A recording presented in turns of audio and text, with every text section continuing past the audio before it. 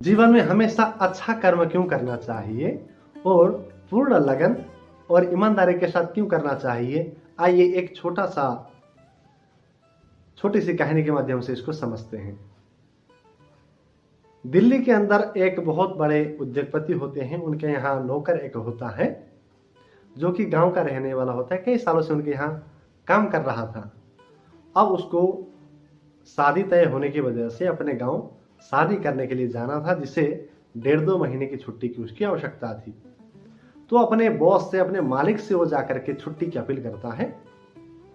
मालिक कहता है ठीक है, तुम शादी करने के लिए चले जाना, लेकिन अभी छोटा सा मेरा कार्य है, उसमें तुम मुझे मदद कर दो, मुझे तुम्हारी आवश्यकता है। वो पूछता है करना क्या है? बोले एक घर खरीदना है, मेरे लिए एक घर खरीद करके तुम दे दो, फिर तुम अपने गांव चले जाना ताकि तुम शादी कर सको। तो मालिक के कहने पर वो पूरे शहर में छान मारने लग जाता है, कहाँ अच्छा मकान मिलेगा, हम अपने मालिक के लिए घर खरीदेंगे। तो एक जगह एक घर ठीक ठाक होता है, वो सेल करने के लिए तैयार होते हैं, उनसे बातचीत हो जाती है। तो मालिक को आकर के बताते हैं ऐसे लोकेशन पर एक घर आपके कंफर्टेबल के हिसाब से घर है, तो वो घर जो है आपके लिए ठीक रहेगा। मालिक कहता है ठीक है, तुम मेरे विश्वास पात्र हो, अगर तुम कहते हो तो मैं उसी घर को खरीदता हूँ। उनको पूरे पैसे और डॉक्यूमेंटेशन दे करके भेजते हैं।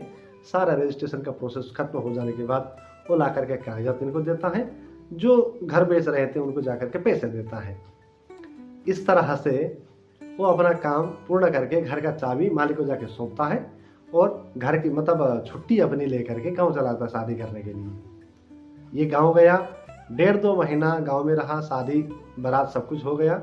अब ये अपने काम के लिए वापस शहर में आया और मालिक के पास जाकर के कहा कि मैं अब काम करने के लिए तैयार हूं। तो मालिक ने कहा तुम्हारे लिए एक गिफ्ट है, चलो मैं तुम्हें देता हूं।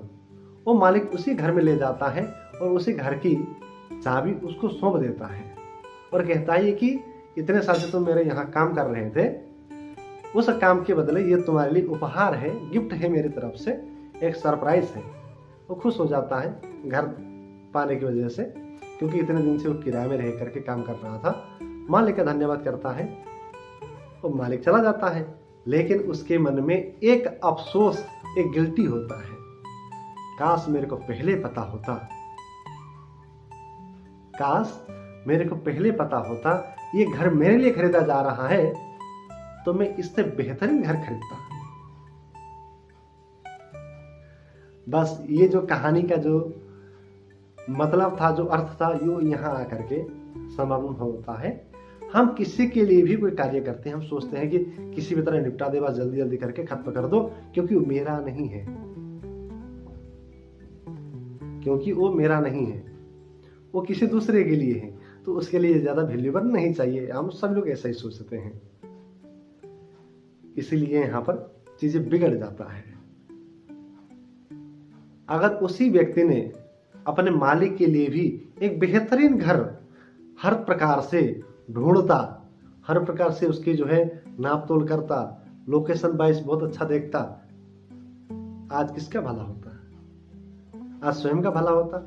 लेकिन उसने अपने शादी विवाह में जाने की जल्दी के चक्कर में, मालिक का काम जल्दी से पूरा हो, वो जगह लोकेशन पे ठीक ठाक घर था, उसको खरीद के दे दिया। आज अफसोस किसको हुआ? जिसने घर खरीदा था उसी का अफसोस हुआ, क्योंकि मालिक ने स्वयं से ये कहा था कि एक अच्छा घर खरीदना है, लेकिन उसने ऐसा नहीं किया। तो जीवन में भी हम लोग कई बार ऐसा ही करते हैं। जब किसी दूसरे को कुछ करना हो, कुछ देना हो, तो हम लोग ऐसा ही सोचते हैं, लेकिन वही चीज़ जब अपने लिए कोई देता है तो हमें बहुत अफसोस होता है। तो जीवन में याद रखिए, अच्छे कर्म हमेशा आपके साथ रहता है, चाहे ऐसे हो चाहे वैसे हो। इसलिए अच्छा करना है, ईमानदारी के साथ कोई भी काम करना।